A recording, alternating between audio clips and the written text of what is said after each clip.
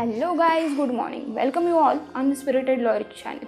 आज हम बात करने वाले हैं लाइफ ऑफ अ कॉन्ट्रैक्ट के बारे में। तो क्या होता है life of a contract? Life of a contract simply means offer से लेके breach of a contract and the remedies available to an aggrieved person के जो बीच में के सारे स्टेजेस होते हैं उन्हें हम कहते हैं लाइफ ऑफ अ कॉन्ट्रैक्ट। तो लाइफ ऑफ अ कॉन्ट्रैक्ट के स्टार्टिंग होते हैं ऑफर से।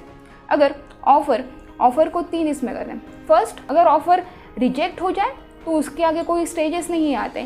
सेकंड, अगर काउंटर ऑफर की जाए तो जो प्रीवियस ऑफर होती है और जो कॉन्ट्रैक्ट होता है वो लैप्स हो जाता है, उसका कोई यूज़ नहीं होता और एक न्यू कॉन्ट्रैक्ट क्रिएट हो जाता है। थर्ड, अगर ऑफर एक्सेप्ट की जाए तो स्टेजेस आगे बढ़ते हैं और अगर उसमें बाद में कंसिडरेशन भी लाई जाए, ऑफर एक्सेप्टेंस प्लस कंसिडरेशन, उसे एग्रीमेंट कहते हैं। विदाउट कंसिडरेशन हो तो कॉन्ट्रैक्ट बन नहीं सकता और अगर विद कंसिडरेशन हो तो ही कॉन्ट्रैक्ट बन सकता है, लेकिन विदाउट कंसिडरेशन भी कॉन्ट्रैक्ट बन सकता है विद सर्टेन एक्सेप्शंस।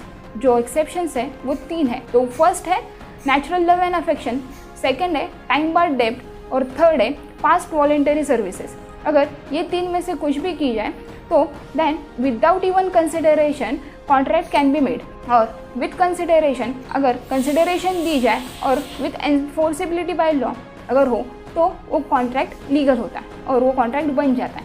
कॉन्ट्रैक्ट अगर परफॉर्म की जाए तो उसके बाद कोई प्रॉब्लम्स नहीं आते, कोई डिस्प्यूट नहीं आता, तो वो वहाँ तक ही सीमित रहता है। और अगर उसमें प्रॉब्लम्स आ जाए जो कि ब्रीच हो जाए कॉन्ट्रैक्ट, कोई भी एक पार्टी अगर उस कॉन्ट्रैक्ट को ब्रीच करती है, उसके बाद एनफोर्सिबिलिटी का काम आता है। उसमें भी 3 पार्ट्स आते हैं। फर्स्ट, वैलिड, अगर कॉन्ट्रैक्ट वैलिड हो तो ही वो एनफोर्सेबल बाय लॉ है, और अगर कॉन्ट्रैक्ट वैलिड ना हो तो उसे हम एनफोर्सेबल नहीं कर सकते, उसे हम कोर्ट ऑफ लॉ में नहीं ले जा सकते।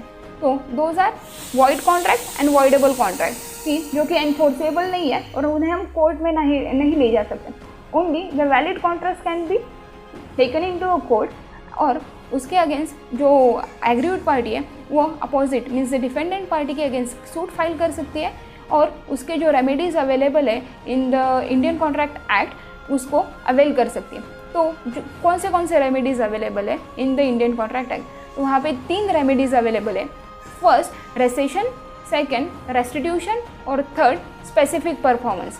ये 3 में से कोई भी रेमेडीज एग्रीड पार्टी अवेल कर ले सकती है। So that's all for today. Thank you so much. अगर आपको ये वीडियो पसंद आ जाए तो please do like, comment and share this video with your friends.